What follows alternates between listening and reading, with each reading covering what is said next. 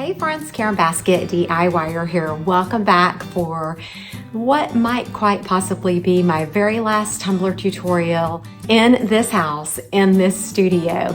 Most of you may or may not know, I don't know who follows my Flipping the Farm videos, but we received an offer on our house, quite a few in fact, and we accepted one. So we have until July 12th to be out of this house. So me being able to work on tumblers, trying to find the time to do so is a little bit difficult right now, but while I still have time and a chance to do so, I'm going to. So this is the tumbler tutorial that I have for you today. This is an alcohol ink tumbler tutorial.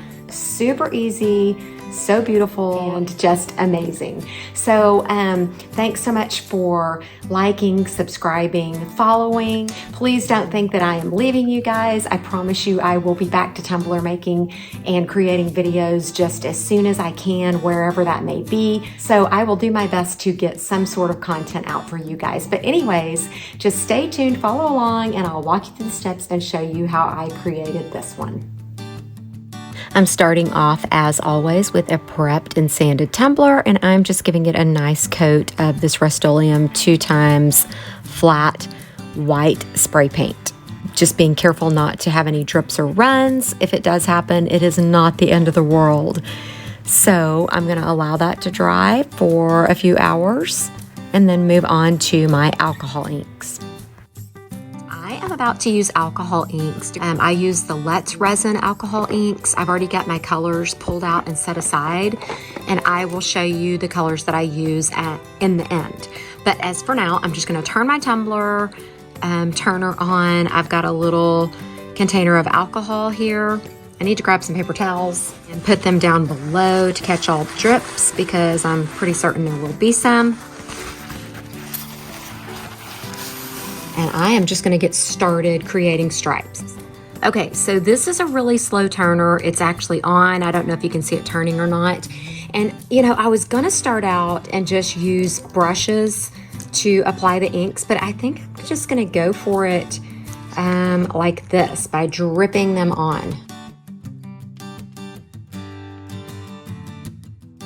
And then I will dip my brush and see if I can get the ink to flow.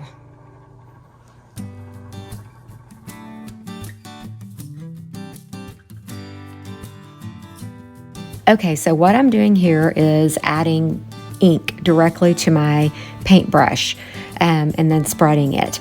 And next, I grabbed another color and I had dipped my brush in alcohol and then added the ink to the brush and am applying it that way, just to help with spreading the color quicker. This turner, I mentioned it earlier, is really slow. I have this in like super fast motion to show you, otherwise would be here all day long. But I'm just adding a lot of different colors and, dipping the brush in alcohol, adding the color directly to the brush and spreading it that way.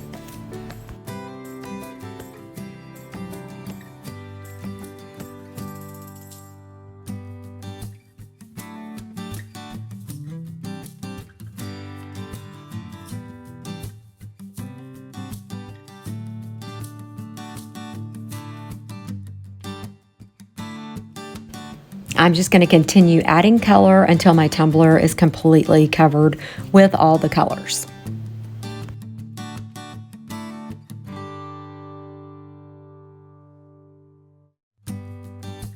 I am going to be using some of the Pinata metallic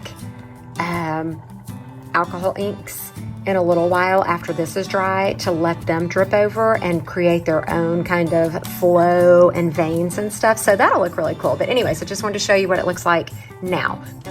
Okay, I'm back. It's not been very long. I did not let that dry for too terribly long, just because I thought, well, I don't want the flow of everything to get messed up.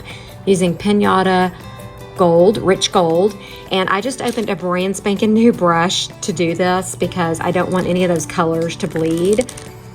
You want to shake up your ink really, really well. I'm just going to start randomly dropping this gold ink all over the tumbler, and I just want it to flow around, and then I'm going to be dipping that brand new brush in alcohol before that gets too dry, and then kind of spreading the inks just a little bit, helping them flow around.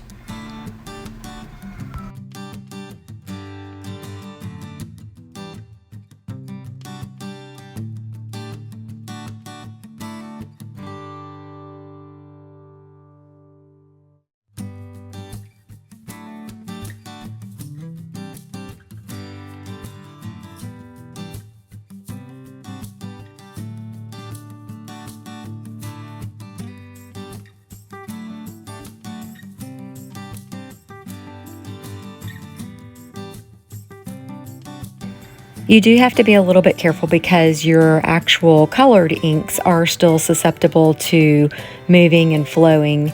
So try not to like flood the tumbler with alcohol, but just gently maneuver the gold ink around.